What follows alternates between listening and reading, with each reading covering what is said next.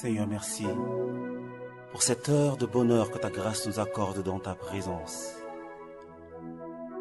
Nous venons à toi, source de bonheur parfait, pour magnifier ton saint nom, exalter ta grandeur et te rendre gloire, car tu es digne d'honneur et de louange. Tu es le prince glorieux. Devant toi, tout genou fléchira et toute langue confessera que tu es Seigneur. Alléluia. À la gloire de Dieu. Nous te devons toutes choses, Maître suprême. Alléluia.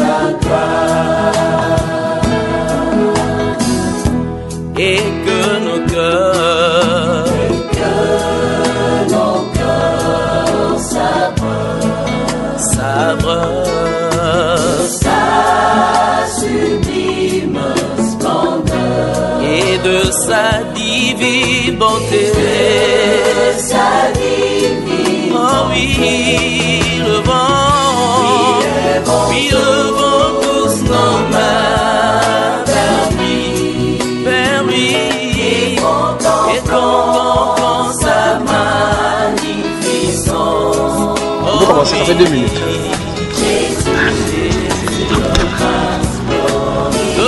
Que le Seigneur vous bénisse. Que le Seigneur vous bénisse. Amen.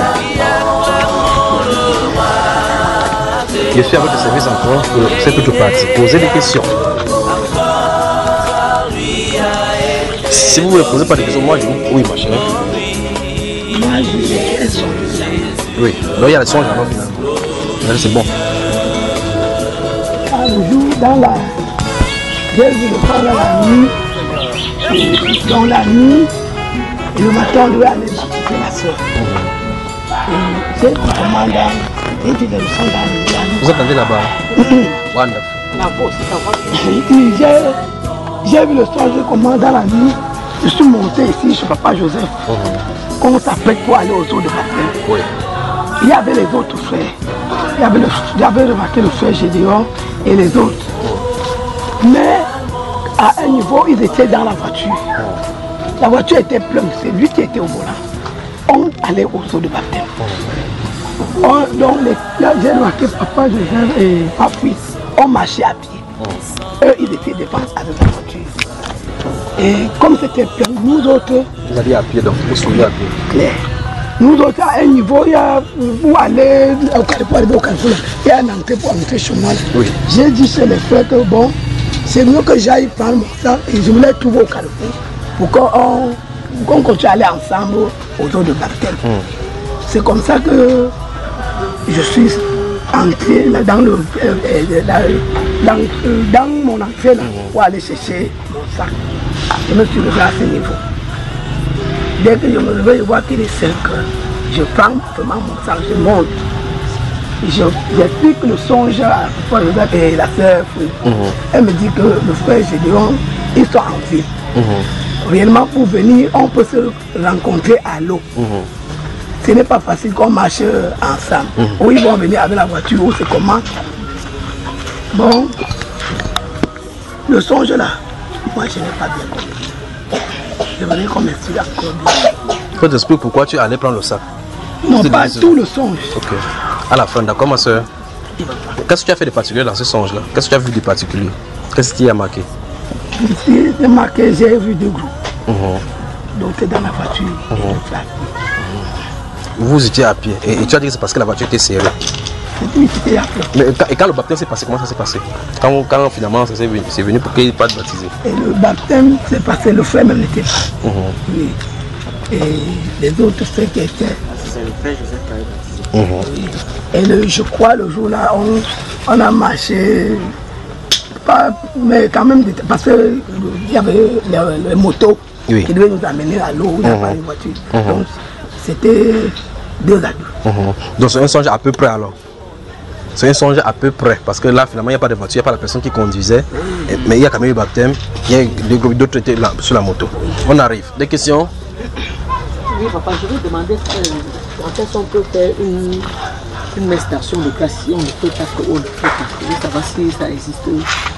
Une messe d'action de grâce. Qui a entendu parler de messe d'action de grâce? Vous avez entendu? Bon, maintenant, je veux que quelqu'un parmi vous me dise ce que c'est qu'une messe d'action de grâce. Si vous-même vous avez déjà pratiqué. En quelque sorte, c'est pour remercier un bienfait au Seigneur. Et comment ça se pratique dans l'église catholique principalement? On inscrit généralement, ils ont un taux qu'on inscrit la messe. Oui. Un taux. On paye, oui.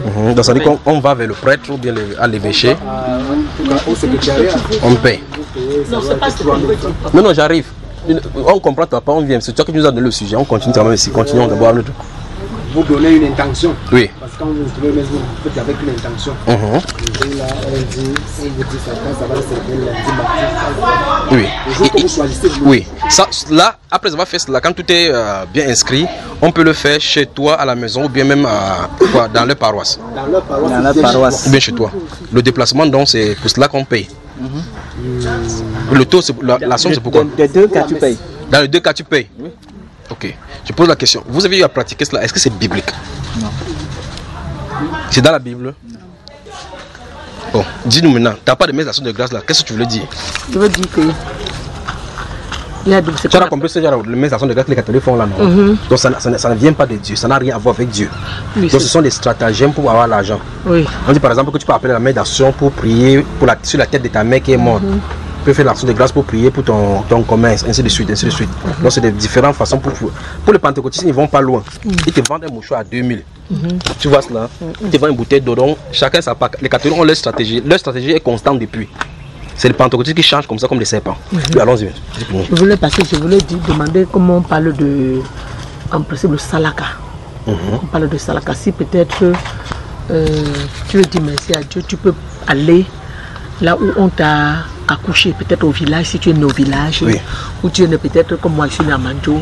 Tu peux demander à un pasteur ou un frère ou les frères. Je demande aux frères qu'on aille là où je suis né. Avec les enfants, on dit merci à Dieu. Je ne sais pas si. Bon, pourquoi là où tu es né? Pourquoi là où tu es né? Parce que on a enterré mon ombre là-bas. Si on avait enterré ça en Chine, tu veux aller avec les frères là-bas en Chine? En Chine. Comment on a fait? Oui, on a besoin d'être délivré de ces traditions-ci. C'est comme ça, vous pouvez avoir de bonnes intentions. Vous savez, il y a une femme qui était venue de la France, elle m'a dit, frère Junior, il y a l'argent là, je voudrais investir, je vais faire les boîtes de nuit pour les chrétiens. Je l'ai regardé comme ça. La façon qu'elle a vu que cette personne a vu mon visage, elle a compris que je n'allais pas. Mais pourtant, elle avait de bonnes intentions. Elle veut faire des boîtes de nuit cette fois-ci pour les chrétiens. Bon. Quelle sera la condition quand quelqu'un va venir? Vous allez faire comment pour savoir qu'il est chrétien? Il y a des cas d'anti-chrétiens. Hein? Vous allez faire comment pour savoir que c'est les chrétiens qui est là-bas? En plus, ça, vous allez jouer déjà des musiques. Quand les gens vont entrer là-bas, non pas ce sont les chrétiens qui peuvent coller. Donc maintenant, les chrétiens peuvent coller. Comme ce sont les chrétiens, pour être sanctifiés, les boîtes de nuit sanctifiées. Vous voyez comme une inspiration peut être, une intention peut être bonne, mais l'inspiration est démoniaque, n'est-ce pas? Alors on doit marcher comme la Bible marche. Maintenant, maman, voilà, voici donc ce que la Bible enseigne.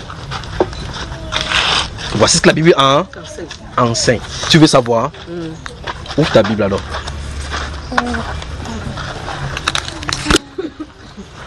Il y a un enseignement en 3 parties. Le titre, c'est les sources de bénédiction. Procurez-vous-en. Vous pouvez aller sur le site internet Bamba Iba, ça se trouve là-bas. Les sources de bénédiction. Dans ces 3 enseignements, j'ai dit comment la Bible désigne que les gens doivent faire pour être bénis. J'ai cité les différentes sources principales dont bat la Bible. Si vous voulez être béni, comment faire? C'est pas d'aller acheter l'huile d'onction. Allez donner l'argent au pasteur pour qu'il prie pour vous. C'est pas cela. Il n'y a pas ça dans les Écritures. D'accord? Ésaïe chapitre 58. Ésaïe, le livre du prophète Ésaïe. Souvenez-vous, ouvrez directement les psaumes. Vous repérez, vous avancez. Ou bien encore tout à l'heure, vous étiez dans Ézéchiel. Vous rentrez tout simplement derrière. Quand vous étiez dans Ézéchiel, vous rentrez derrière, vous allez trouver le livre du prophète Ésaïe. 58. 58. Wonderful. 58, chapitre 58.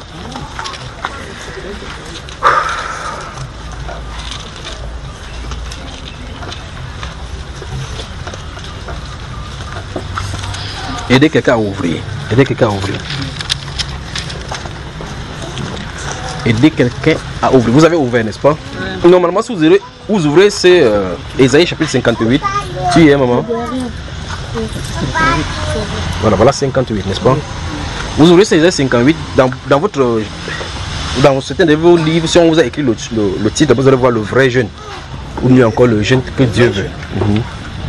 Il commence par dire crie à plein gosier. Vous avez vu cela? Et ne te retiens pas pour d'autres versions. Et déclare à mon peuple ses iniquités. Puis il va continuer en disant que tous les jours il demande des arrêts de justice. Il me cherche comme une nation qui aurait pratiqué la justice. Donc ayez le temps de lire, prenez le temps de lire tout cela. Mais allons à partir du verset 6. À partir du verset 6, il va dire maintenant voici le jeûne auquel il prend plaisir. On peut y aller, mon frère. Donc, parce que je vais prendre cela pour lire avant qu'on touche, pour que ça touche ce que maman te demande là. Parce que très souvent, les gens font ceci. Quand ils ont une bénédiction, ils croient que c'est en allant donner au pasteur qui sera béni. Parce qu'ils croient que c'est le pasteur qui est plus proche de Dieu, que s'il prie pour lui, ça va changer les situations. C'est pas comme ça. Dieu a ses règles à lui. D'accord? Et plus généralement, donc déjà, plus généralement, si vous voulez faire ce que Dieu a dit, vous voulez faire quelque chose sous votre inspiration, contrôlez vos intentions et vos inspirations sous le canot biblique. Il faut que ce soit inspiré par les Saintes Écritures. D'accord? Maintenant, verset 6, voici, allons-y mon cher. Voici le jeûne auquel je prends plaisir. Voilà. Donc ça dit si vous voulez jeûner vraiment comme Dieu veut. D'accord? Voici donc le jeûne. Si Dieu dit voici le jeûne auquel je prends plaisir, il y attache un prix exceptionnel. Allons-y. Détache les chaînes de la méchanceté. Stop. Donc ça veut dire que s'il arrive que dans ton cœur tu as de la méchanceté, tous les sarakas ne serviront absolument à rien. D'accord? De nous les liens de la servitude. Vous entendez, n'est-ce pas? Donc vous voyez, là vous avez votre Sainte Écriture. Il dit voici. Donc Dieu veut dire si vous faites ceci, vous entendez les jeûner comme je veux. Amen. 1. Vous écrivez à côté, petit 1. On a dit qu'on rompt toute espèce. Il dit, en premier lieu, il dit détache les chaînes de la méchanceté. Donc ça veut dire que les méchancetés ne doivent pas s'attacher à toi. Quand tu lis ça, tu t'arrêtes d'abord sur le premier point. Est-ce que j'ai agi méchamment? Si c'était le cas, tu demandes pardon à Dieu pour t'éloigner. Petit 2, dénoue le lien de la servitude. Qu'on rompt toute espèce ou quoi? De joug. Continue mon cher. Voilà le 3. Renvoie libre les opprimés. Voilà 4. On continue. Et que l'on rompe toute espèce de joug. Voilà 5. Continuons. Partage ton pain avec celui qui a faim. Vous entendez cela? Souligne ça. Ça c'est très intéressant. Partage ton pain avec celui qui a faim. Il y a des gens qui préparent de la nourriture. Même leur voisinage ne peut pas manger. La nourriture peut pourrir, ils jettent. C'est terrible. Terrible. Terrible ce que nous avons. Et Jésus dans Jean chapitre 13, verset 15, il nous dit que c'est à ceci tous reconnaîtront que vous êtes mes disciples. Au verset 35 de Jean chapitre 13. Il dit à ceci tous reconnaîtront que vous êtes mes disciples. Si vous avez de l'amour entre vous. Les chrétiens sont plus aguerris à dire, ma soeur, je t'aime au nom de Jésus. Amen. Maintenant, vous voyez, je viens de lui dire, je l'aime. Elle a dit Amen. Voilà notre rhétorique. C'est ce que nous savons faire au milieu chrétien aujourd'hui. Mais si elle a faim, soif et elle a besoin d'un matériel, ce que je lui dis encore, c'est que non, ma soeur, que Dieu te fortifie. Voilà le milieu chrétien d'aujourd'hui. Voici le milieu chrétien. Ça, c'est une mauvaise habitude. Pourquoi, papa? Quand tu vois quelqu'un, il est là en souffrance, c'est pas moi qui dis, c'est la Bible qui dit cette fois-ci. Dans le livre de 1 Jean au chapitre 3, le verset 17 à 22, la Bible nous déclare, si quelqu'un voit son frère, c'est quelqu'un qui possède les biens de ce monde, et qu'il voit son frère dans le besoin, lui ferme ses entrailles, il dit comment l'amour de Dieu demeure-t-il en lui. Il dit mes petits enfants ne m'aiment pas en parole, mais avec action. Action, ça veut dire quoi? Qu'on pratique, qu'on agisse avec action et vérité. Vous ne pouvez pas dire que vous aimez quelqu'un sans la pratique. La Bible déclare que Dieu a tant aimé qu'il a donné. Dieu a tant aimé le monde qu'il a donné son fils. S'il disait seulement que vous dans le monde là je vous aime, hein, et on est dans le péché, la solution, il y a la solution. Non. Donc quand il a aimé, il a prouvé cela. Dieu prouve son amour en ce que lorsque nous étions encore des pécheurs, Christ est mort pour nous. Donc quand il nous aime, il vient faire en sorte que le problème soit résolu. Et dans 1 Jean chapitre 3, verset 17 à 22, comme je viens de citer, il dit, petits enfants, n'aimez pas seulement en parole, mais avec action et vérité. Puis il dit, pourquoi on ne dit pas c'est les paraboles? Il dit, si quelqu'un possède les biens de ce monde-ci, vous voyez que là-bas il n'y a pas de parabole, non? Si quelqu'un possède les biens, notez Luc chapitre 6. Luc chapitre 6. Notez Luc chapitre 6, parce que vous en êtes noté, parce que pour que j'avance, parce que sinon je ne vais pas m'en sortir. Quand je suis en train de faire les versets défilent devant moi, et regarde, il faut que je dise ça à chaque fois. Alors, il dit si quelqu'un possède, je dis notez, elle c'est en train d'ouvrir. Tout à l'heure nous sommes dans Isaïe 58, on n'a pas encore fini, parce qu'on n'a pas encore touché là où je suis en train d'aller. Alors, il dit si quelqu'un possède les biens de ce monde-ci, ça veut dire que vous avez les biens matériels. Et vous voyez votre frère dans le besoin. Ce n'est pas normal, par exemple, que parmi vous ici, quelqu'un soit en train de souffrir, et que parmi vous, quelqu'un a 3 terrains. Au milieu chrétien, ce n'est pas normal. Mais si on ne vous dit pas ça, ce n'est pas normal.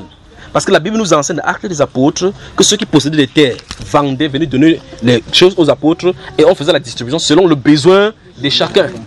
Ce n'est pas normal que vous soyez ici au milieu, par exemple, les jeunes garçons, les jeunes filles qui sont là veulent faire le concours. D'autres n'ont pas de pension et que vous vous réunissez, vous dites, oh Seigneur, nous te bénissons. Vous dites que Seigneur, pouvoir pour la pension, que l'argent sort du ciel, ça tombe sur elle. Vous priez comme ça, vous fermez les yeux, l'argent tombe, vous allez prendre. Vous allez prendre. Alors Dieu bénit au travers de ceux qui bénissent. D'accord? Dieu nous donne afin que nous soyons des sources de bénédiction pour les autres. D'accord? Et remarquez très attentivement dans le livre de Proverbes chapitre 11, il dit que celui qui arrose sera lui-même arrosé. Tel qui donne libéralement devient plus riche. Mais celui qui amasse en excès devient plus pauvre. Donc quand vous faites votre argent, vous gardez encore en banque. Vous dites, non, il faut que je dois être millionnaire. J'ai 4 millions. Entre-temps, Dieu envoie une veuve vers toi. Tu connais une veuve, tu rêves même tu chasses la pensée de cette veuve, tu dis chasse ça au nom de Jésus. C'est une sorcière même, elle a tué son mari. Attends, Dieu t'attend au tournant. Qu'est-ce que Dieu fait? Il fait, on ferme seulement Cosimex, ou comme vous avez fait Connex, on ferme ça. On ferme ton argent, tu peux t'aligner là-bas 4 fois, 5 fois, on te décourage, tu comprends que l'argent il fallait distribuer. Il y a des sources, il y a la banque de Dieu principalement. La banque de Dieu principalement, ce sont les pauvres, les orphelins, les veuves. Voilà là où Dieu veut qu'on garde l'argent. Amen. Amen. Vous comprenez cela? Okay. Alors voici donc les secrets donc pour les bénédictions de Dieu. C'est que pour les bénédictions de Dieu, ne veut pas dire que tu achètes le livre de pasteur, il plus toi, il met lui sur toi. Non. La Bible, pour ce qui concerne la Bible, c'est les pauvres. Parce que la Bible déclare que celui qui donne aux pauvres prête à l'Éternel qui le lui rendra. Dieu a promis que tu donnes aux pauvres, ça va te retourner. Amen. Et il ne retourne pas comme ça. Parce qu'à la banque, on met l'argent, on prend avec intérêt. Celui qui donne aux pauvres prête à l'Éternel. Donc, Dieu se cache derrière le pauvre pour t'attendre la main. Donc, quand vous voyez un pauvre, en réalité, quand vous donnez l'argent à un pauvre, vous devez prier Dieu même et le remercier que le pauvre prend. Donc, les pauvres sont vos banques. Quand tu vois quelqu'un dire, hey, pauvre, tu dis, le frère là dérange. Vous faites cela, ne donnez pas. Parce que vous donnez là, vous amenez plutôt la malédiction sur vous. Je vais bien être clair, je veux toute votre attention maintenant. Vous me suivez? je vois quelqu'un qui est dans le besoin. Ce besoin, c'est que cette personne-ci a. Je dois regarder ça comme un devoir. Pas comme une aide pour lui. Parce que quand je donne, c'est mon avenir que je suis en train d'arranger. Amen. Vous aimez les psaumes, non? Vous aimez les psaumes? On va lire un psaume, non? Un seulement. Mettez le doigt dans Ésaïe 58, là vous ouvrez le psaume. On va y revenir là maintenant. Il y a une méchanceté au milieu chrétien. C'est, mon frère, que Dieu te bénisse. C'est ça, la méchanceté. Sans que ça ne soit d'un cœur d'amour. Quelqu'un vient te dire, ma soeur, j'ai faim. Tu dis, oh, ma soeur, que Dieu t'aide. Que Dieu l'aide en faisant comment? En lui donnant à manger. En lui donnant à manger. Donc Dieu lui donne la nourriture. Entre temps, tu as pas dit que non, j'ai un seul plat de nourriture à la maison là, ça ne doit même suffire pour moi et les enfants. Ça, c'est la parole de foi des gens de la Bible, ça. Nous nous sommes arrêtés là-bas où il a dit que partage ton pain avec celui qui a faim. Remarquez bien ce que la Bible déclare dans ce livre d'Ésaïe 58 que nous avons lu. Partage ton avec celui qui a faim. Ça veut dire que si quelqu'un a faim, toi, ne mange pas seul. Vous suivez, n'est-ce pas? Il y a des sources de bénédictions. Je vais vous montrer maintenant le psaume qu'on va lire. Maintenant, vous allez voir et puis je vais vous dire quelque chose. Maintenant, et ce qu'on va lire dans ces psaumes-ci se trouve également dans le livre Ésaïe chapitre 58 parce qu'on va y revenir. Psaume 41. Psaume 41. Vous avez le psaume, non? Vous avez seulement déjà le psaume qu'on dit seulement que Seigneur bombarde mes ennemis. Bon, quand vous arrivez sur la carte, vous traversez rapidement. On va rester sur ça maintenant. Psaume 41. L'église a besoin des enseignements. L'église a besoin des enseignements. Il faut qu'on revienne au fondamental où on commence à marcher comme Dieu veut. Parce que sans Dieu, parce que souvenez-vous, il a dit que seuls ceux qui font la volonté de mon Père. Comment vous pensez qu'on peut sauter sur les enseignements? Quand Jésus allait au ciel, il a dit enseignez-leur à observer tout ce que je vous ai prescrit. Le ministère de l'enseignement, c'est les piliers dans la foi. Enfin, sans enseignement, tout le monde va aller à la noyade. Parce que Dieu n'a pas laissé le corps de Christ pour que chacun fasse comme il veut. Il y a des règles, il y a des choses qu'il a instituées qu'on doit faire, qu'on doit pratiquer. Si vous ne pratiquez pas, en tout cas vous allez sécher comme les arbres qui n'ont pas de source d'eau. Chapitre 41 de Psaume, versets 1, 2 et 3, mon cher, tu peux lire. Verset 1, 2, 3 du chapitre 41. Oui. Nul n'est assez hardi pour l'exciter. Mon frère, tu es dans le livre de Job. Je sais, il dit que Psaume. Oui, chaque fois, je vous donne un passage. Je passe le temps de parler. Le temps que je parle, c'est pour que vous vous retrouviez. Je finis de parler, je viens, il est dans Job. C'est bon. Heureux celui qui s'intéresse au... Heureux celui qui agit avec discernement envers le faible. Le faible. Lisons dans la version ici. Heureux celui qui se soucie du pauvre. Voilà, j'aime ça. Encore. Heureux celui qui se soucie du pauvre. Heureux, encore, par ici de quoi? Heureux celui qui s'intéresse aux pauvres. Cette personne est comment? C'est heureux celui qui pense aux pauvres. La Bible dit, quand tu t'intéresses déjà aux pauvres, tu es heureux. Vous aimez les psaumes, non? Ça, c'est les psaumes. Il ne sait pas la catégorie que je bombarde mes ennemis. Ici, maintenant, c'est qui est traite, celui qui souffre. Heureux celui qui... Et il y a une conséquence, c'est Dieu qui en a dit. Il y a une conséquence. Quand tu t'intéresses déjà aux pauvres, quand tu t'intéresses, c'est-à-dire quand tu prends à cœur les choses, tu prends à cœur ce qu'ils vivent. À cet instant-là, tu es heureux. Parce qu'en réalité, c'est le chemin pour pouvoir corriger ta vie future et les choses qui pourront t'arriver. Le verset suivant dit quoi? Au jour du malheur, l'Éternel le délivre. Le délivre. Aha. Donc vous voyez effectivement que votre non-exaucement de la prière dès maintenant peut être la conséquence du fait que vous avez négligé un pauvre. Ces choses, on doit vous enseigner cela. On doit vous enseigner. Sinon, on vous enseigne, si je ne vous dis pas la vérité, je ne vous aime pas. Le plus grave, c'est que, remarquez très attentivement que tout ce que je vous dis ici, je vous montre dans les scènes, les Écritures. Et c'est dans votre Bible. C'est pour ça que je viens ici chez vous sans Bible. Pourquoi vous ne dites pas que c'est dans ma version qu'on a écrite? Encore que même c'est ma version, c'est pas moi qui l'ai écrite. Donc c'est pour ça qu'il fait l'effort pour que vous lisiez. Pour que chaque fois quand vous allez aller dans la Bible maintenant, vous y allez en sachant ce qui est écrit dans votre Bible. C'est pour ça qu'il vous demande de souligner, encadrer. Regardez ici, pliez la page ici. Alors il dit, heureux celui qui s'intéresse aux pauvres. Il dit, au jour du malheur, le Seigneur le délivre. Donc Dieu va faire telle chose parce que tu as fait telle chose pour le pauvre. Remarquez que il n'est pas dit, heureux ceux qui s'intéressent au pasteur. Vous avez vu ça là-bas? Il a dit, heureux celui qui donne à boire au pasteur. Celui qui construise les terrains, achète la voiture au ministre du culte. À qui? Aux pauvres. Parce que Dieu a les regards sur eux. Quand le Seigneur était sur la terre, si vous lisez dans votre livre des Jean au chapitre 12, la Bible déclare Jésus était dans la maison de quelqu'un là-bas. Il y a cette femme qui est venue verser son parfum là-bas. et un de ses cheveux avec ses pleurs, ainsi de suite. Et puis les disciples ont commencé à dire, on devait vendre ces parfums-ci à 400 ans, et puis on devait distribuer cela aux pauvres. Il dit, non, non, non, non. Vous aurez toujours le pauvre parmi. Quand vous aurez là-bas, prenez soin d'eux. Pour le moment là, laissez-moi jouer au moins, parce que je suis du passage, mes gars. Laissez-moi aussi au moins jouer. Donc il dit que vous aurez toujours le pauvre parmi vous. La pauvreté ne peut pas être éradiquée dans ces royaumes. Dans le royaume de la terre, ça ne peut pas. Quand vous entendez que la lutte contre la pauvreté, il faut qu'on éradique la pauvreté à 2050. C'est des tentatives de lutter contre Dieu. Parce que Jésus a dit qu'ils seront toujours parmi nous. Même ceux qui disent que éradiquer la pauvreté, ce sont des hypocrites. Parce qu'ils font seulement les colloques pour pouvoir s'aligner là-bas. Pourquoi on voit qu'ils sont luttés? Ils donnent des journées mondiales de lutte contre la pauvreté. Sur le plan actionnaire, ils ne font rien de concret. Vous comprenez cela? Ce sont des gens qui vont venir dans votre quartier. Vous regardez, vous avez été là pour longtemps parce que vous n'avez pas de titre foncier, ils achètent tous vos domaines, ils vous cassent. Vous allez au tribunal, ils payent le juge, on vous met en prison. Après, ce sont eux qui sont devant la télévision pour dire que l'on lutte contre la pauvreté. Des méchants et des hypocrites. Donc ne vous confiez pas aux hommes de ce monde-ci. Alors, donc, maintenant, vous, les chrétiens, nous devons comprendre ce que Dieu pense. Quelle est la pensée de Dieu? Ça veut dire que quand nous voyons quelqu'un qui est pauvre, au sens matériel du terme, donc pourquoi vous ne comprenez pas que non, c'est pauvre en esprit. Ici, il s'agit du matériel. Alors, au sens matériel du terme, quand quelqu'un est pauvre, en tant que chrétien, c'est un devoir. C'est un devoir. Pas un devoir parce que tu dois aider le peuple, un devoir parce que ta vie futuriste et tes agissements, ou mieux encore, tes choses physiques et spirituelles, plus tard et des bénédictions, en dépendent. C'est pour cela que je vous dis, si vous lisez le livre de Romains, j'ai le temps, si vous n'avez pas le temps, on va y arriver. Si vous lisez le livre de Romains, l'apôtre Paul, quand il a dit qu'on donne les collectes pour qu'il parte à Jérusalem, il demande qu'on prie pour que les collectes soient acceptées à Jérusalem. Vous comprenez cela? Pour que les saints de Jérusalem acceptent la collecte. Parce que s'ils refusent, c'est une malédiction. Et s'ils prennent, c'est une bénédiction pour ceux qui ont donné. Je ne sais pas si vous comprenez.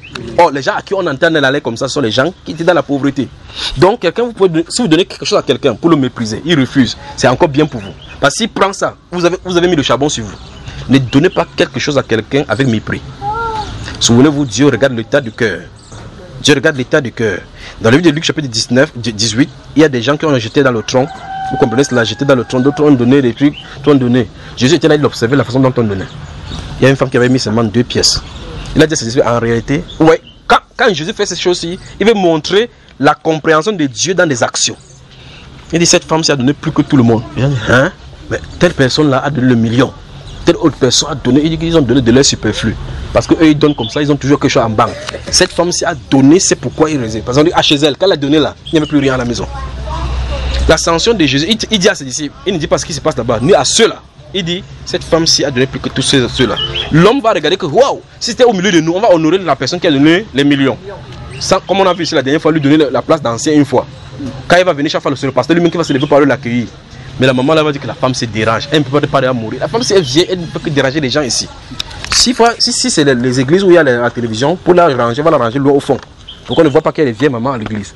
Les femmes brillent comme celle-là, on les met devant, on met les caméras souvent sur eux, sur leurs faux cheveux. On zoome comme ça là, sur leurs faux ongles. Que Dieu nous bénisse.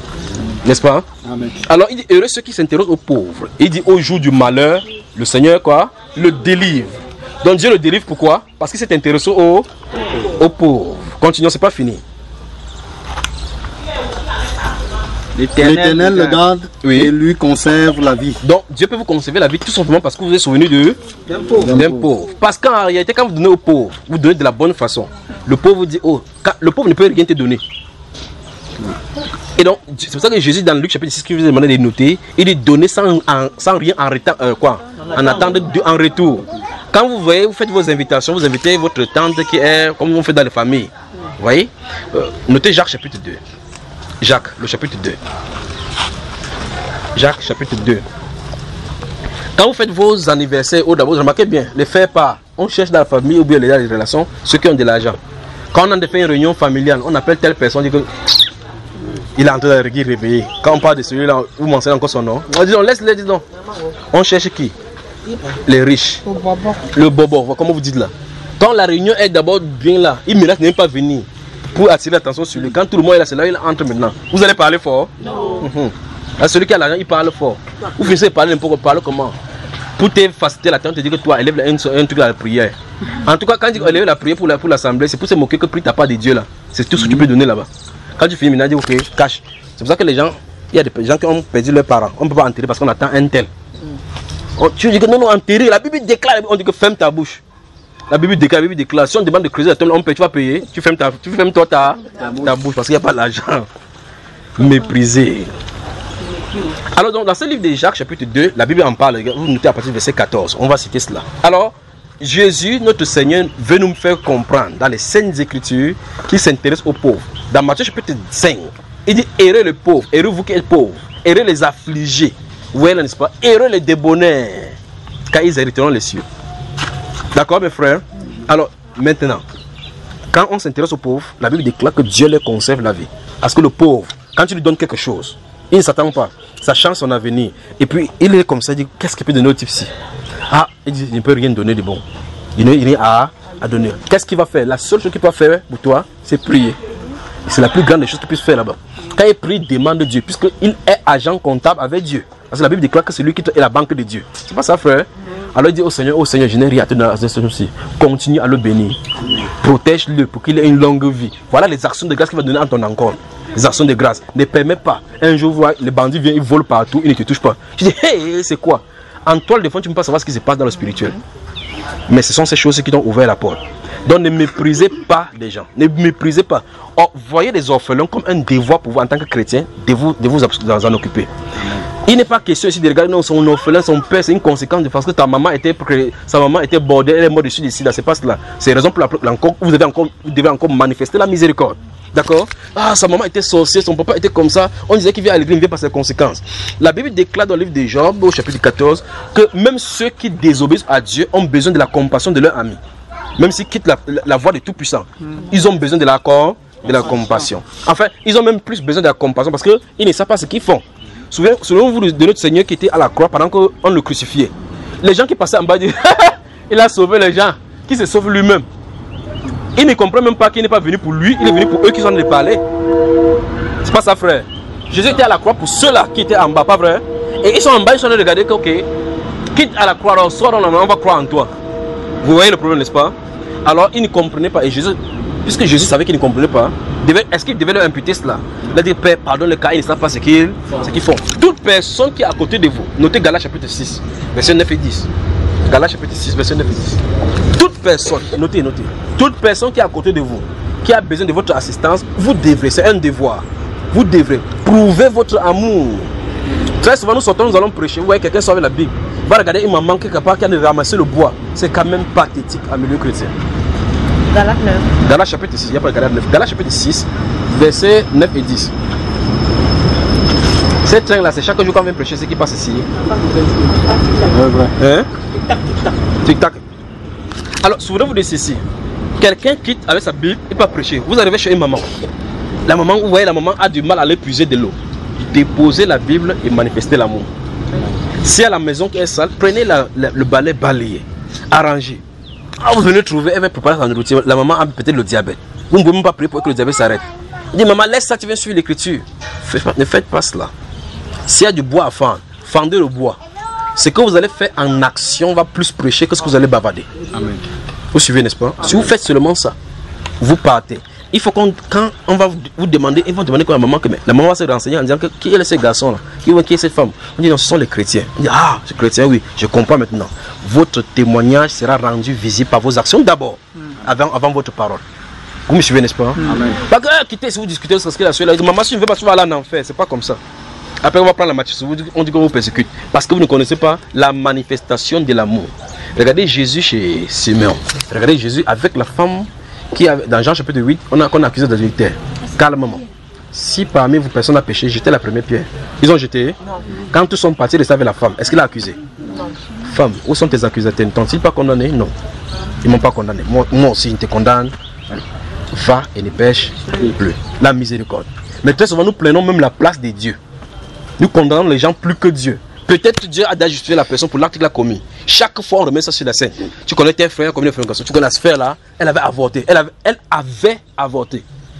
C'est ici 2 heures après, elle a demandé pardon à Dieu. Et c'est ici, en citant ce que tu as de dire là, tu as des péchés contre toi-même avec Dieu. Parce que si Dieu lui a dit, c'est elle a dit, parce que la Bible déclare, si tu dis Seigneur, pardonne-nous, pardonne-moi, avec un acte que tu viens de faire là, il t'a pardonné. 2 pas après, tu n'es plus la même personne qui vient de commettre cet acte là. Vous entendez ça, frère? Et toi, en tant que chrétien, tu as relais ça chaque jour au milieu chrétien. La sœur là, elle avait divorcé son mari. La sœur là, elle avait avorté. Elle avait avorté. Qu'est-ce que Dieu a dit de son acte depuis? Vous comprenez, n'est-ce pas? Donc très souvent, nous prenons les places de Dieu pour juger et condamner les gens sans savoir qu'est-ce que Dieu dit. Alors qu'on devait plutôt couvrir les péchés des gens. Quand quelqu'un a péché, on ne doit pas l'exposer. On couvre la personne. On fortifie la personne. Parce que la Bible dit que celui qui est debout prend garde des tombées. Alors ça veut dire qu'on doit couvrir les gens. Si quelqu'un voit son frère commettre un péché, qu'il prie. Et Dieu accordera la repentance à ses frères, dit la Bible. La Bible ne dit pas que si quelqu'un voit son frère qui pêche, va publier. Il n'y a pas ça dans la Bible. On doit prier. Parce que c'est une faiblesse ou bien une ouverture a été faite. Et Satan a eu raison de lui. Et donc, qu'est-ce qu'il faut faire? Il faut protéger le mur, protéger le frère. Parce que s'il souffre, tout le corps souffre pour autant. S'il est scandalisé, s'il scandalise le corps, quand tu vas dire que tu es chrétien, le même scandale est sur toi. Vous attendez? Psaume 41 n'est pas terminé. Continuons. Il est heureux. Il est heureux sur la terre. Vous comprenez cela? Tout simplement à cause de quoi? Ça a commencé par quoi? Le simple fait qu'il s'intéresse aux pauvres. Continuons. Il est heureux sur la terre et tu ne le livres pas au bon plaisir de ses ennemis. Et ses ennemis. Donc, vous avez des voisinages, vous avez des gens dans la famille qui sont dans la sorcellerie. On dit, ah, tel est dans la sorcellerie, alors on se blinde. Dieu dit qu'il y a une façon de se blinder. Vous vous blindez contre eux, donne aux pauvres. Ouais, c'est que la lame de la zone ne doit pas déchirer votre peau, non? C'est que le marabout ne doit pas manger vos chèvres. Il dit que la seule façon de se blinder, la façon de se blinder contre tes ennemis, c'est de donner aux pauvres. Ouais, comment ça prend en contre-pied toutes nos façons de penser, n'est-ce pas? Amen. Ah non, je vais aller dans le chambre, j'impose les mains au mur, j'invoque le sang de Jésus. Pendant que tu as invoqué comme ça, l'esprit est couché sur le lit, t'attends. Tu finis de fermer tout l'entourage. Vous êtes ensemble là-bas. La nuit, frère, on m'a appuyé le cou, je ne respirais pas. Mais tu as mis le sang partout, non? Donc, malgré que tu as mis le sang, ils sont passés. Donc, ce n'est pas le sang qu'il faut mettre. Il faut vivre pratiquement la parole. Amen. Parce que Dieu donne ce que nous avons à faire. Et puis, il dit ce que lui, il doit faire. Il dit qu'il ne doit pas te livrer au bon plaisir de tes ennemis. Donc, si tes ennemis vont faire n'importe quoi, Dieu dit, je ne permets pas. Parce que c'est mon serviteur, il fait ma volonté. Amen. Vous suivez ça? Amen. Tout simplement parce qu'il s'est intéressé aux pauvres. Mais maintenant, si, comme la sœur le dit, elle partait plutôt chez le pasteur, pour aller donner, pour aller encore, les pasteurs cupides, pour aller construire le royaume de Satan, les choses de Satan, elle va faire comme ça dans sa tête, elle dit que non, elle a donné au pasteur. Elle rentre, les oppressions sont encore là. Si vous voulez que votre commerce fructifie, épargnez chez les orphelins, épargnez chez les veuves, donnez chez les nécessiteux. Voilà la source, voilà le moyen. Voyez les étrangers qui sont dans votre pays, accueillez-les, donnez-les de quoi manger, achetez le riz, donnez-les. Donnez les accommodations, donnez de la nourriture, donnez aux veuves, habillez les orphelins. Prenez des orphelins sous votre responsabilité. Vous voyez un orphelin qui ne fréquente pas, inscrivez à l'école, vous donnez des déterminations. Même si vous n'avez pas l'argent, vous dites, je vais payer la pension de cet enfant jusqu'à la fin. Seigneur, donne-moi la moyen. Il va vous donner le moyen, vous allez le faire, vous accomplissez comme ça. Quelqu'un qui n'avait plus de destinée, qui ne comptait plus ses rien, vous lui donnez un brillant avenir. Amen. Dieu nous appelle, il dit, il est le père des orphelins, le défenseur des veuves. Si Dieu dit qu'il est le défenseur de veuves, ça veut dire que si quelqu'un tente une veuve, il a été tenté qui? Dieu. Faisons attention, frère. Faisons attention. Faisons attention. Donc, la cause des veuves. Dans le livre de Jacques, chapitre 2, le verset 27, la Bible déclare que la religion pure et sans tache devant Dieu, notre Père, consiste à visiter les orphelins et les veuves dans leur affliction. Ça, c'est le Nouveau Testament. Ah, tu es quoi? Je suis de quelle église? Je suis réveillé. Tu es réveillé vraiment? Celle-là en train de dormir même. Même dans l'église réveillée, elle dort. Il dit la religion pure et sans tache devant notre Dieu consiste, donc si vous voulez vivre vrai comme Dieu veut, consiste à visiter les orphelins et les veuves dans leur affliction et à s'abstenir des souillures du monde. Dieu n'a pas dit d'aller construire les orphelinats. C'est pas de ça dont il est question. Ça, c'est une autre branche de l'église catholique. C'est pas ça dont il est question. Les œuvres philanthropiques, là, c'est pas de cette façon que Dieu a fait. L'église a sa façon d'agir. Il n'y a pas le verset qui dit qu'aller construire les écoles. Il n'y a pas ça. Il n'y a pas de verset qui va dire qu'il va construire les orphelinats. Donc, si vous avez ces inspirations-là, commencez à vous arranger. C'est pas biblique. Ça peut choquer, mais c'est la vérité. C'est l'église catholique qui a amené ça. Donc, c'est que vous avez fait ça sous l'inspiration de l'église catholique. Mais il dit, écoutez encore une fois de plus, la religion pure et sans tache devant Dieu notre Père consiste à visiter les orphelins et les veuves dans leur affliction et à s'abstenir. Donc si vous faites la différence entre vous, les chrétiens, et ceux qui sont du monde qui font de bonnes œuvres les 24 décembre là, et les 1er janvier, quand on parle là-bas, ils ne pas préparer, mange avec les pauvres, on appelle Canal 2, ils viennent filmer pour montrer aux gens, ils ont leur gain. Ils ont leur gain parce qu'on les voit. Parce que vous dites, ah, je suis un champion du monde en ballon. Je suis le plus riche du monde. J'ai conçu tel orphelinat. Tu construis les orphelinats parce que tu veux te faire voir. Parce que de l'autre côté, tu ne t'abstiens pas de souillure du monde. Pendant que tu ouvres les orphelinats ici, tu passes le temps à enceinter les filles ici en laissant les orphelins. Tu dis que le fils que tu n'es pas le père d'enfant. Vous voyez, n'est-ce pas? Donc, alors avec Dieu, c'est pas plus 1 moins 1. Enfin, même si vous faites plus 1 moins 1, ça donne quoi? 0. Plus 1 moins 1, ça fait 0. Donc Dieu dit, vous vous abstenez des souillures du monde, vous vous souvenez des orphelins et vous les visitez dans leur affliction. C'est la prescription pour le Nouveau Testament, ça. Vous me suivez? Allons-y. Au verset 4. Sur son lit de douleur. Sur ton lit de douleur et continue. Tu le soulages dans toutes ses maladies. Dans toutes ces maladies. Donc, beaucoup de personnes ont des maladies sur eux. Ils n'ont pas encore été guéris parce que. Parce que quoi, mes soeurs et frères? Parce qu'ils ne s'intéressent pas aux pauvres. Vous allez crier n'importe quel chose, vous allez crier. En tout cas, on va revoir ça dans le livre d'Ésaïe tout à l'heure. C'est les prophètes qui parlent. Ils savent de quoi il est question. Il dit, dans ton lit de malade, Dieu te soutient. Dieu te soutient. Ah, quand Dieu voit cela, sa banque, il part dans sa banque, il voit que le pauvre avec qui tu avais donné l'argent avait dit que Seigneur, donne-lui longue vie. Pour qu'il continue à nourrir. Parce que si tu le coupes maintenant, qu'est-ce que nous allons faire? Ouais, ça n'est-ce pas? Donc c'est un style de vie. Et donc là, Dieu lui accorde longue vie pour qu'il s'élève, pour continuer à nourrir les pauvres. Parce que si Dieu le coupe, voici un pauvre qui va souffrir, voilà des pauvres qui vont souffrir. Vous me suivez, n'est-ce pas? Amen. Rentrons dans Ésaïe 58. Que Dieu vous bénisse si vous le mettez en pratique. Amen. Faites-en donc bon usage. Et je vous ai demandé tout à l'heure de ne pas fermer Ésaïe 58. On faisait seulement un crochet dans l'huile somme. Ésaïe 58, il avait dit tout à l'heure la quoi? Nous avons commencé au verset 6, il dit que voici le jeune auquel je prends plaisir. Donne-nous le Seigneur de la méchanceté, ainsi de suite, ainsi de suite, ainsi de suite. Il dit, et partage, au verset 7, nous sommes au verset 7, partage ton pain avec celui qui a... Oui, continue, ça va commencer maintenant. Et fais entrer dans ta maison les malheureux sans asile. Écoutez bien, ça, c'est la Bible, ou bien vous ne pratiquez pas du tout.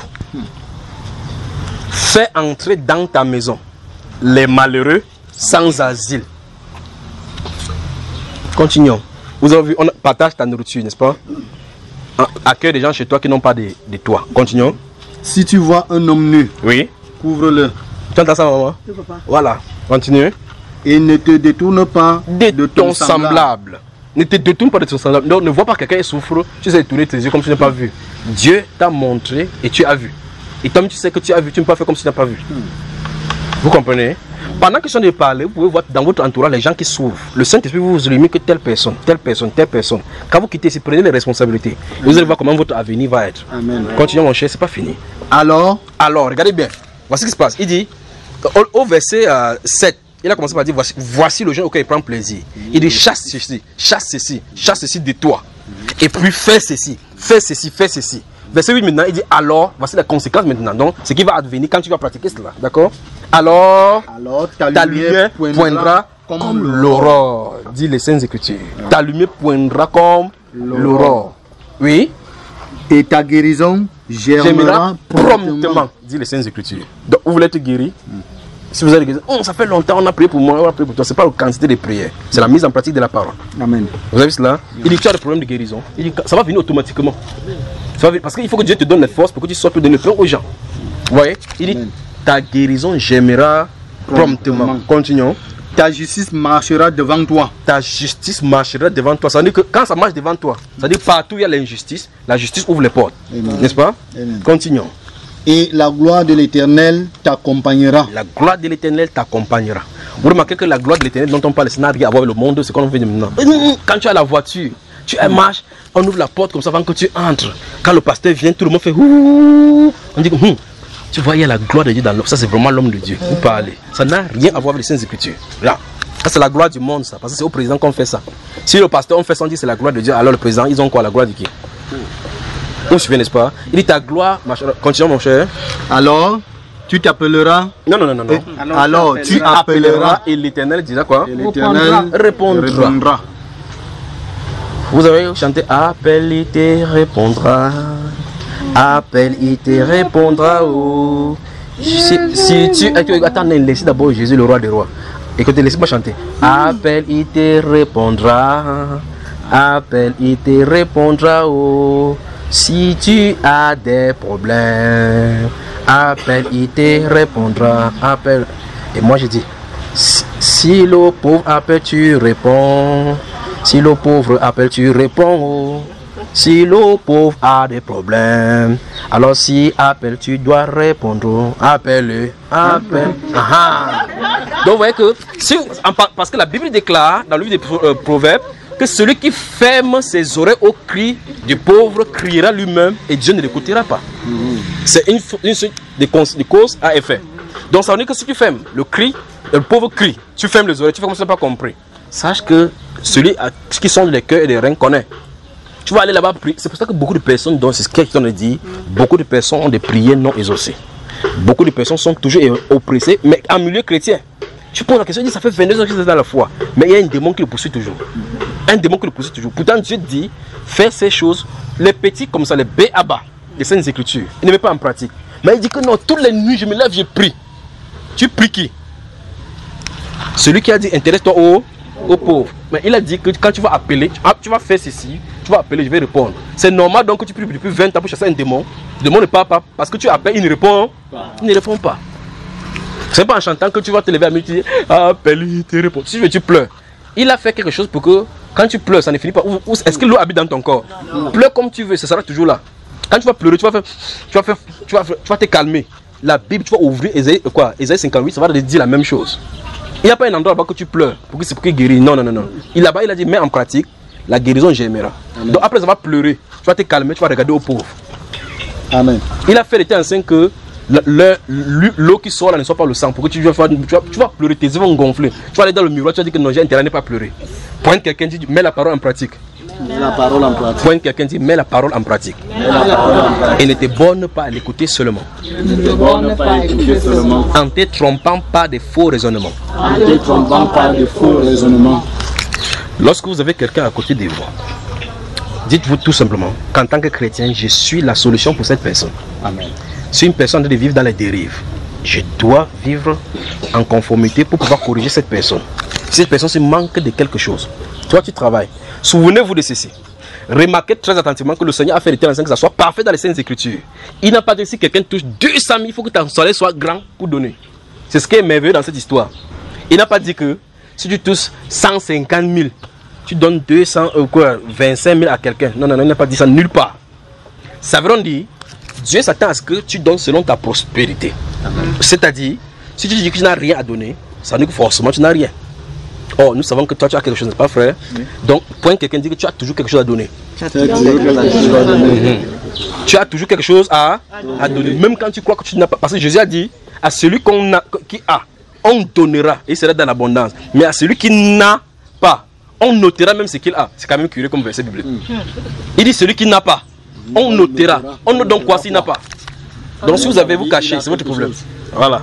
Donc ça veut dire qu'on a toujours quelque chose. Parce que si tu n'avais rien, tu serais mort depuis. N'est-ce pas?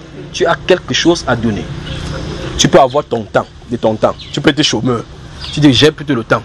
J'ai une veuve ici qui chaque fois marche pour aller puiser l'eau. C'est pas normal. Je m'en charge de la ravitailler avec de l'eau. Voilà ce que tu as. Pas vrai frère? Tu as du temps.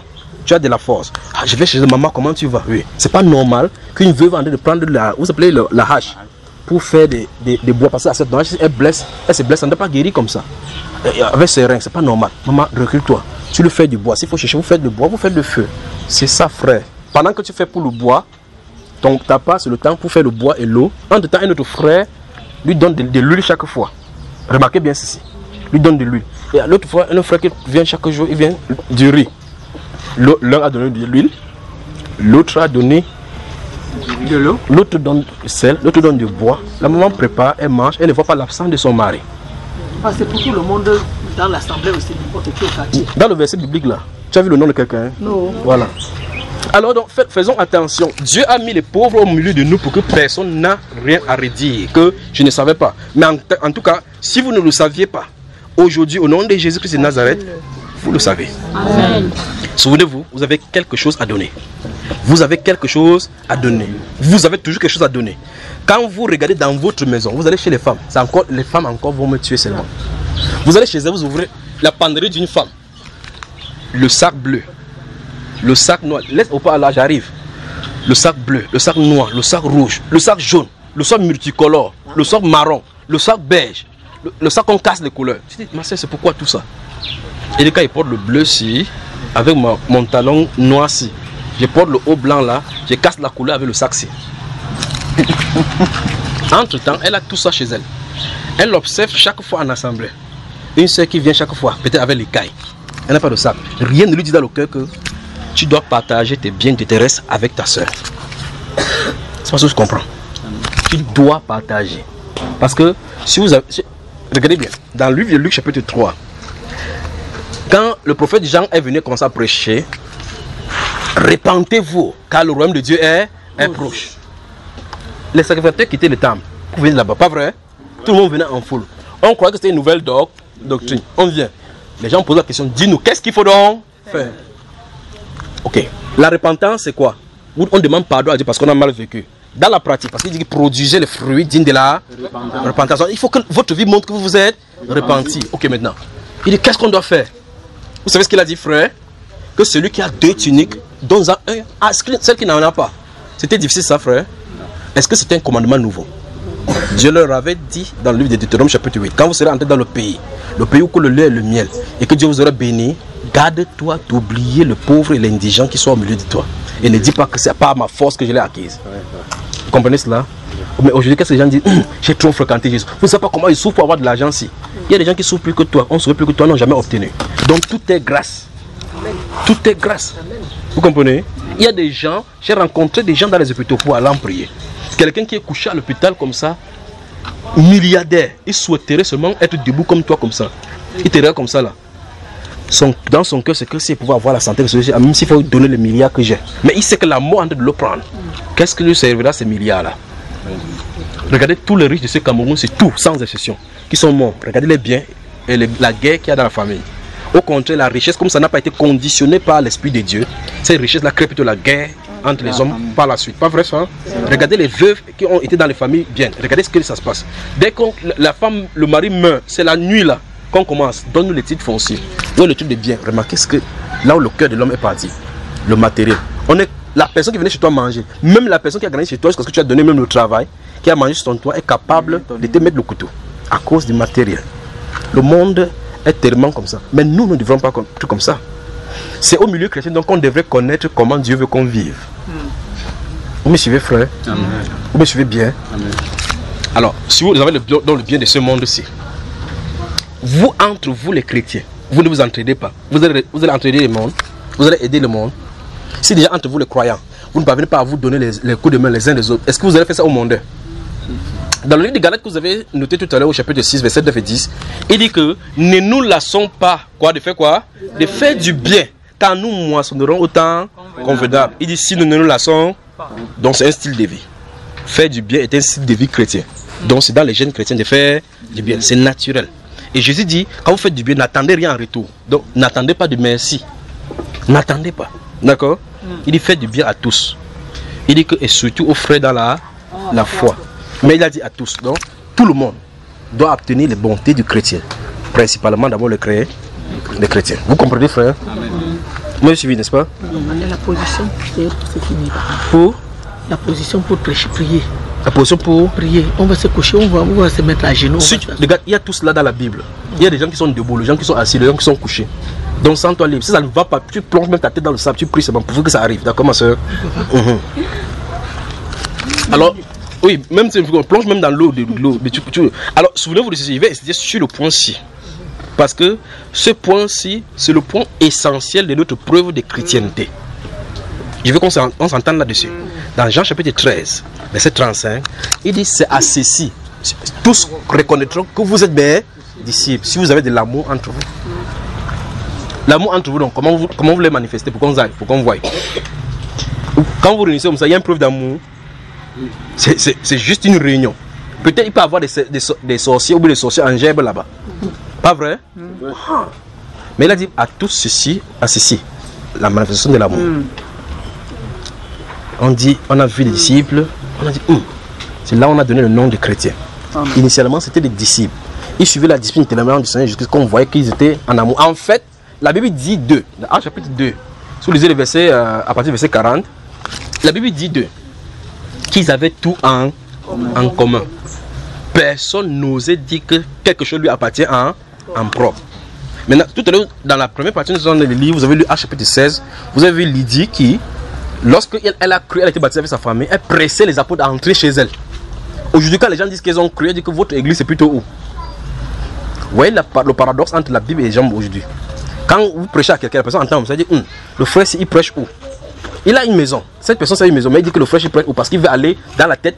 La pensée babylonienne dit qu'il y a un endroit qu'on appelle église, il faut aller. Mais cette femme-ci qui ne connaissait rien, quand elle a cru, elle a dit que si vous me jugez fidèle au Seigneur, entrez chez moi. Et à partir de cet instant, on a commencé à faire des prières chez elle. Elle a ouvert sa maison au Seigneur. Aujourd'hui, les gens croient, ils demandent plutôt là où il faut partir pour prier. Vous voyez les différences, n'est-ce pas? Alors donc, faisons attention, faisons attention. Dans la Bible, quand il prend cette femme, c'est pour montrer effectivement qu'elle a dit que sa maison ne lui appartient plus, c'est au Seigneur. Amen. Maintenant, ça veut dire que tous les frères qui passaient pouvaient arriver là-bas et dormir, aller n'importe où. C'est comme ça que les chrétiens vivaient. Mais aujourd'hui, même chez les chrétiens, tu entres comme ça. C'est vrai que à cet instant-ci et à cette ère-ci, il faut redéfinir le mot chrétien. Parce que ça avait raison que les gens aussi font là-bas. Parce que les chrétiens les ont traités. Hein, maman? Tu es qui? Je suis chrétien. Pointe quelqu'un. Dis, il ne faut pas être seulement chrétien. Il faut être disciple du Seigneur Jésus. Disciple du Seigneur Jésus-Christ. Parce que chrétien, dans notre époque, sonne comme quelqu'un que j'étais catholique. Maintenant, je ne suis plus catholique, je suis protestant. Voilà, chrétien. Comment tu deviens chrétien? J'ai grandi là-dedans. On ne grandit pas chrétien. Vous devez naître des nouveaux. Si vous n'êtes pas né de nouveau, vous n'êtes pas encore. Vous êtes en route, on a de vous shape. Vous êtes de suite, en tout cas, vous êtes dans la religion. Il faut la nouvelle naissance. La nouvelle naissance vous intègre dans le corps. D'accord? Il faut le baptême du Saint-Esprit pour vous transporter hors des ténèbres, pour vous transporter dans le corps. Sinon, tout ce que vous faites là, c'est pour ta famille, ton quartier, ton village. Bien que tu entends de bonnes instructions, tu écoutes de bonnes choses. Alors ce point, je recommence encore, ce point des données est un point essentiel dans les Saintes Écritures. Jésus dit donc, dans Luc chapitre 12, 6, dont je vais te donner le verset 36, il dit donnez et il vous sera donné. Car on vous mesurera, écoutez bien ça, selon la mesure dont vous serez servi. Un homme est malade. Regardez la parabole du Samaritain. Comment quelqu'un qui ça n'intéressait même pas. Il n'était même pas de son peuple. Donc il avait davantage raison de traverser cet homme-là pour montrer qui est son prochain. D'accord? Pour montrer qui est son prochain. Il dit qu'il y a un sacrificateur, un lévite est passé, un juif est passé. Ils sont passés, ils ont laissé leur propre peuple. Un Samaritain qui était ennemi d'abord d'Israël. Ton mouchoir est tombé là, maman. Un Samaritain qui, par culture, était ennemi du peuple d'Israël est venu, il a pris la personne, versé de l'huile, mettre sur son propre chameau, et puis transporter la personne dans l'hôtellerie, payer son hôtel, et dit au type de l'hôtel, prends-en soin, si n'importe quoi, mais c'est mon compte, je viendrai payer. Il dit, voici donc comment il faut faire, voilà donc comment il faut agir avec son prochain. Amen. Il n'a pas voulu savoir de quelle personne, non, je ne vais pas l'aider, il n'est pas de ma tribu. Dieu n'a pas de tribu, Dieu a les croyants. Amen. Dieu a ses enfants. Ses enfants ne parlent pas le langage des dialectes, ils parlent le langage de la Bible. Amen. D'accord? Leur expression, c'est l'expression biblique. Parce que leur vie, que tu sois chinois, indien, n'importe quoi, quand tu es chrétien, ça veut dire que les mêmes normes bibliques s'appliquent à toi. Et par conséquent, je peux t'appeler frère. La couleur importe pas. Enfin, ça ne regarde. La tribu importe peu. Parce qu'il a dit qu'il appellera les nations qui n'étaient pas son peuple et ils invoqueront son nom. D'accord? Voilà pourquoi nous avons des frères et des sœurs dans le monde entier. Nous pourrons prier pour les chrétiens qui sont en Chine sans les voir. Parce que la même source qui est en nous coule aussi en nous, la source d'eau vive. Vous comprenez? Donc, la barrière culturelle, la barrière tribale, ça ne doit pas se mentionner au milieu chrétien. Mais qu'est-ce qu'on observe aujourd'hui? Vous allez à Douala, vous allez voir effectivement que c'est quand même curieux. Vous allez dans un endroit où on dit que culte ambassade à des 10h à 20h. Bon, ça veut dire que si je ne suis pas Bassa, j'entre là-bas, j'entends seulement le charabia. Vous voyez à quel niveau on se retrouve au milieu de l'église? Vous voyez à quel niveau on se retrouve au milieu de l'église? Et donc, si le pasteur est bamiliqué, la majorité des gens bamiliqués vont quoi? Par là-bas. Si de l'autre côté c'est un pasteur Douala, les majorité pasteurs Douala vont. Si un Congolais, un Nigérian vient ici au Cameroun, il cherche l'église où il y a un Nigérian pour y aller. Vous voyez cet esprit-ci en milieu chrétien. Voilà un esprit en milieu chrétien qu'il faut bannir. Si un pasteur, comme on voit maintenant dans les dénominations, s'il est Douala, il nomme ses adjoints, les Douala, les finances Douala, les postes. Après quand c'est réuni entre eux, il dit l'ingraphie là aime trop l'argent. Il faut faire attention. Et l'inqua là, il faut faire attention. Ça, c'est au milieu chrétien ça. Oui, ces choses ne doivent pas être mentionnées au milieu de nous, dit les Saintes Écritures. D'accord? Nous devions parler le langage biblique. On ne doit pas se réunir en clan. On ne doit pas se réunir par considération de personne. La vérité seule, la vérité doit être la source de notre bannière. Nous devons nous réunir tous. Ça veut dire que moi, comme je suis comme ça, si ce frère, si c'est mon frère, de même ça, en tout cas, pour moi, ils connaissent déjà. Parce que chacun me fuit quand c'est comme ça, on vous met ça droit. Si tu fais quelque chose qui n'est pas selon les Écritures, je te reprends exactement là. Et j'ai intérêt à le faire. Parce que si je ne le fais pas, Dieu va me demander des comptes. S'il dit maintenant que comme c'est mon frère, il ne doit pas dire. Et au jugement, il va m'en sortir comment? Donc mieux, je ne m'en sors pas avec toi, je m'en sors avec Dieu. Amen. Vous comprenez, n'est-ce pas? Je préfère que je vous dise la vérité. Bien sûr, quand il parle au papa là, que le gars la dérange, il n'invite plus ici. Mais que je vous aurais dit. Parce que vous avez entendu cette voix, ça ne peut pas vous laisser indifférent. Vous avez déjà entendu la vérité. Ou mieux encore, vous déchirez le psaume 41. C'est pour ça qu'il a fait le fait de vous donner dans des parts et d'autres. Quand tu déchires le psaume 41, tu es obligé de déchirer Isaïe 58. Tu es obligé de déchirer Luc. Ouais, finalement, vous devez déchirer la Bible. Et vous n'allez plus lire. Et vous le prenez n'importe quelle version biblique, vous allez trouver ça dedans. Amen. Alors, il dit que dénoue le lien de la méchanceté. Donne ton pain à celui qui a faim. Il dit, et quand tu vas faire cela, quand tu vas appeler, le Seigneur va répondre. Maintenant, posons-nous tout simplement la question. Depuis que j'appelle, pourquoi Dieu ne répond pas au sortir de tout ce que nous avons vu? Combien, depuis que vous travaillez?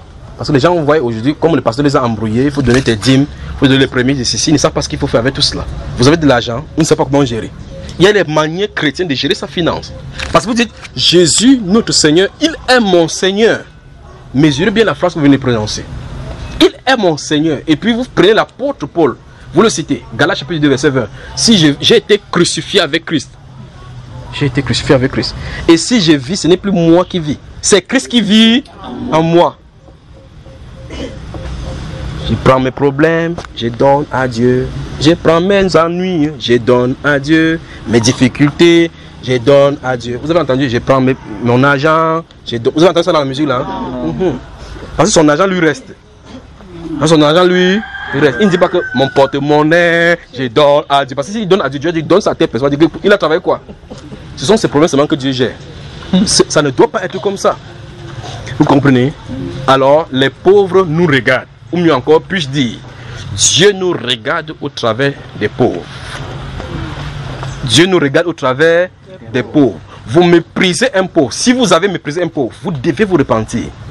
Si vous avez méprisé une veuve, vous avez amené une veuve à être fâchée de vous.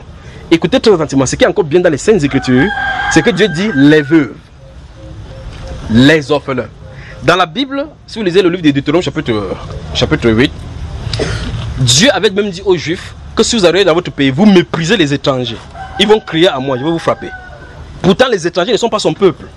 Même si tu es du peuple de Dieu, tu fais ces choses, Dieu va te frapper parce qu'il n'a pas dit je suis le père des orphelins chrétiens, le père des veuves créées. Il a dit il est le père des orphelins. Des orphelins. Qu'ils soient chrétiens ou pas. Parce qu'il y a un titre qui n'est pas chrétien. C'est le titre de père.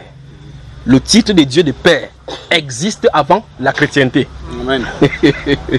Vous comprenez cela? Amen. Donc en tant que père, la paternité doit être exprimée. Donc il doit exprimer la paternité dans la vie de cette personne sans que cette personne ne soit directement, de façon engendrée son fils. Et par conséquent, l'expression du père est exprimée même par les païens. Les païens portent les attributs de Dieu, même sans être chez Dieu. Les juges de la terre qui jugent injustement là portent des attributs de Dieu. Les avocats de la terre qui prennent l'argent pour faire la corruption portent l'attribut de Dieu. Les rois de la terre qui tuent les gens pour rien portent les attributs de Dieu. Mais ils devraient l'exprimer d'une certaine façon comme Dieu le veut. Mais comme il ne veut pas, c'est pour ça que Dieu dit dans Psaume 2, pourquoi ces vains discours parmi les nations? Pourquoi les rois de la terre sont ligués-ils contre son serviteur et contre son roi? D'accord? Il dit que jusqu'à quand? Il dit que les rois de la terre le prennent pour appui le fils, ils baissent le fils avant qu'il ne s'hérite. Donc, les rois de la terre ne comprennent pas tout simplement que l'attribut qu'ils portent, c'est Dieu qui donne. Pour exprimer comment il doit manifester, comment il va gérer le peuple. Alors, je recommence encore. Dieu n'a pas dit dans les Saintes Écritures qu'il est le père des orphelins chrétiens.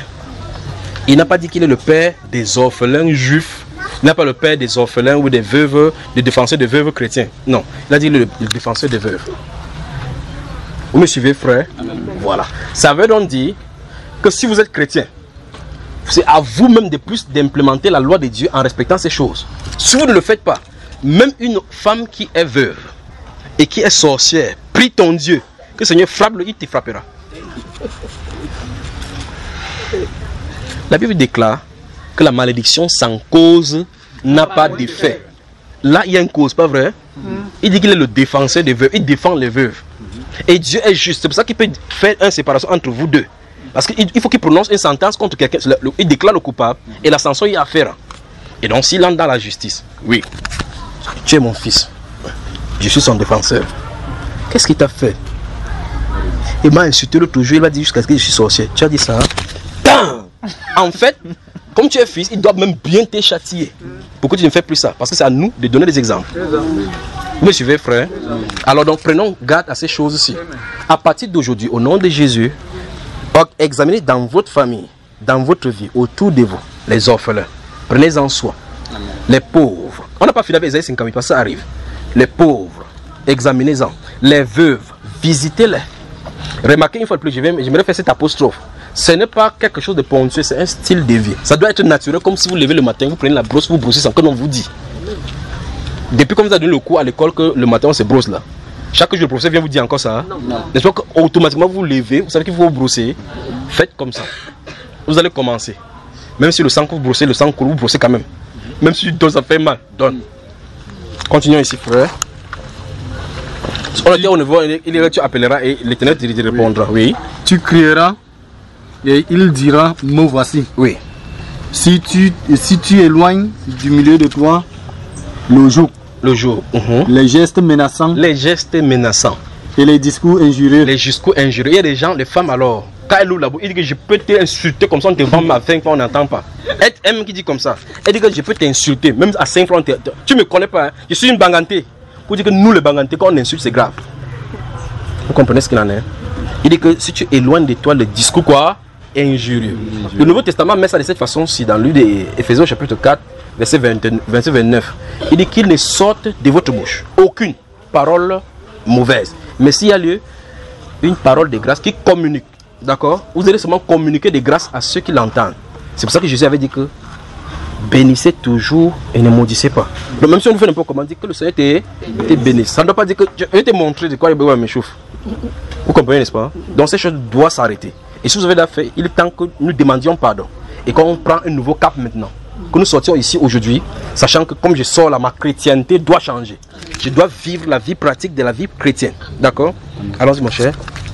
Si tu donnes ta propre substance... Non, lis ce qui est écrit. Si tu donnes ta propre subsistance. La subsistance, c'est ce dont tu dépends pour vivre. D'accord? Si tu donnes ta propre subsistance. Écoutez bien ce qu'il dit. Si tu donnes ta propre subsistance. Or maintenant, pour celui-ci, sa subsistance n'est pas nécessairement la subsistance de cet autre frère, ni la subsistance de cette autre soeur. Donc chaque personne a sa propre subsistance. Donc il dit que si tu donnes ta propre subsistance à celui qui a faim. Vous entendez, n'est-ce pas? Oui. Si tu rassasies l'âme indigente, oui, ta lumière s'élèvera sur l'obscurité. Alléluia. Amen. Maintenant vous pouvez comprendre ce qu'il a dit en parabole ici. Ta lumière s'élèvera sur l'obscurité. Ça veut dire que tous les endroits où les ténèbres règnent dans ta vie, ça sera balayé. Les oppressions que vous voyez, que ce soit peut-être le kyste, n'importe quoi que vous pouvez citer dans votre vie comme problème, ça va se résoudre. Ça va se résoudre. D'accord? Continuons. Et tes ténèbres seront comme le midi. Ça veut dire que tu vas même te moquer même de ce que les démons vont faire. Oui.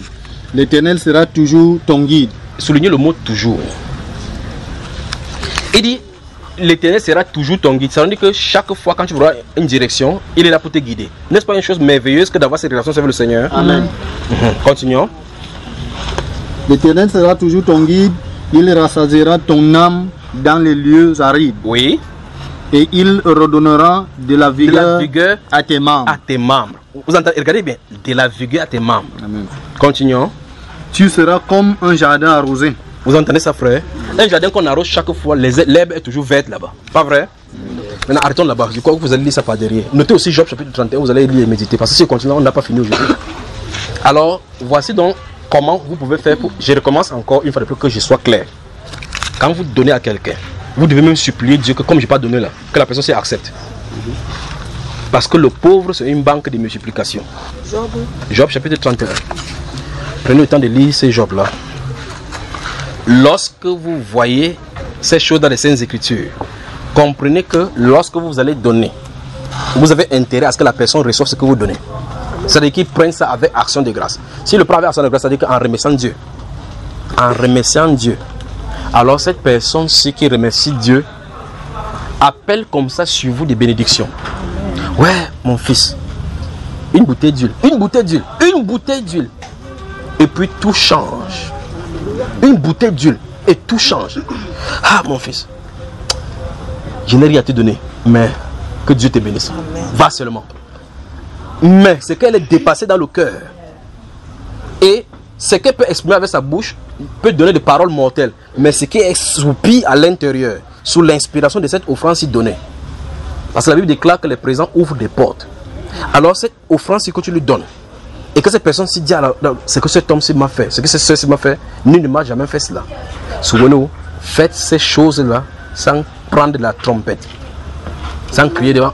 Tu vois tes soeurs, le sac qu'elle fait ça, sans moi elle ne devait pas porter ses ventes aujourd'hui.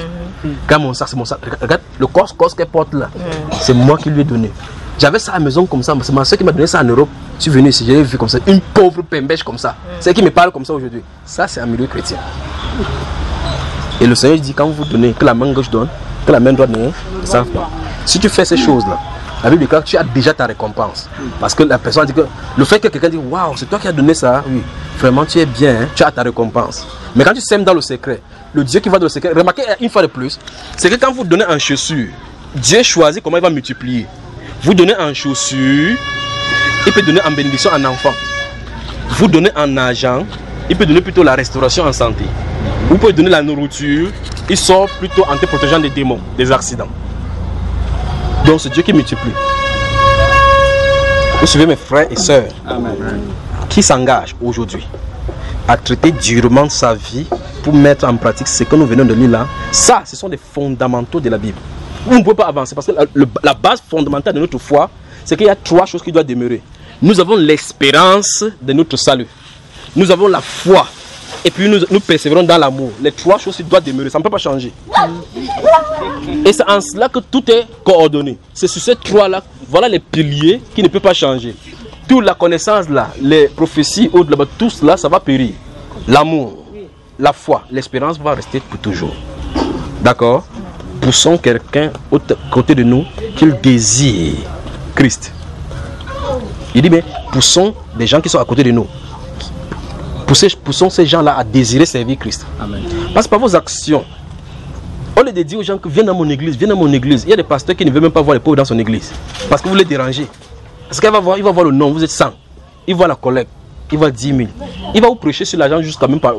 Vous allez voler même pour venir donner. Vous comprenez cela? Parce qu'il voit les gens comme des sources de gains. Alors c'est pour ça qu'il peut dire qu'en venant dimanche, venez à votre famille. Viens, si vous avez votre Dieu, venez vous bénir, Dieu va vous multiplier. C'est pas cela. Vous avez vos offrandes à faire. Cherchez les pauvres, donnez-les. Amen. Vous avez les orphelins, occupez-vous-en. C'est votre source de bénédiction. Amen. D'accord? Amen. Que le Seigneur vous bénisse. Amen. Prenez une pause de 2 minutes encore, on revient.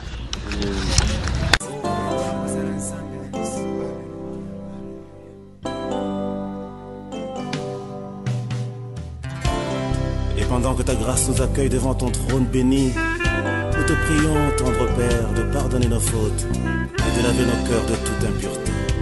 Entends les cris de mon cœur qui implore ta bienveillance. Fais tomber mes offenses, fais luire sur moi ta face. De mes lèvres impures au grand roi, oh oui, j'ai péché contre ta loi. Et mes crimes et mes fautes éternelles, tu peux les effacer, Seigneur. Purifie mon cœur, sanctifie ma vie, ô Saint d'Israël, je te le prie. Purifie mon cœur, sanctifie ma vie, ô Saint d'Israël, je te le prie.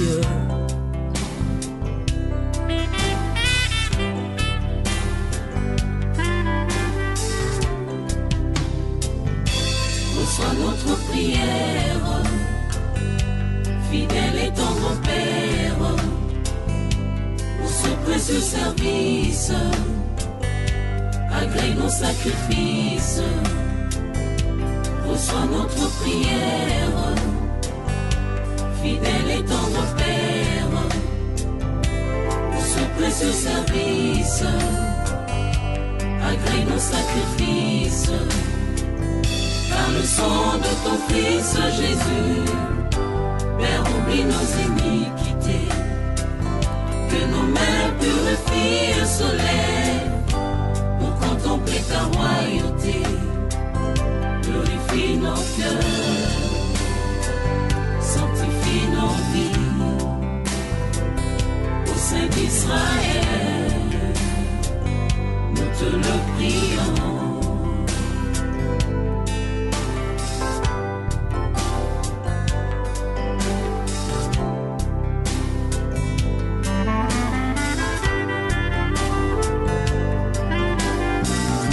Purifie nos cœurs,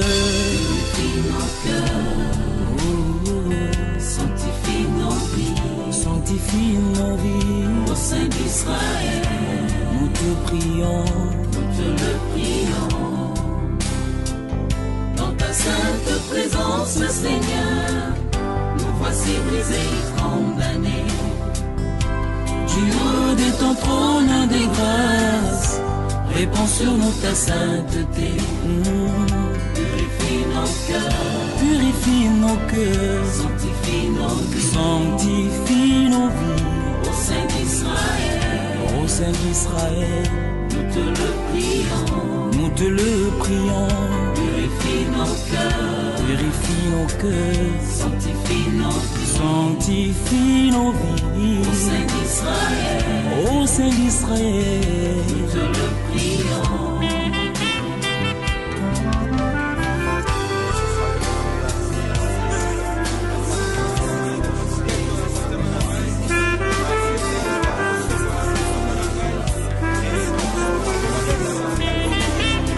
Merci Jésus pour l'œuvre accomplie par le travail de ton âme sur la croix.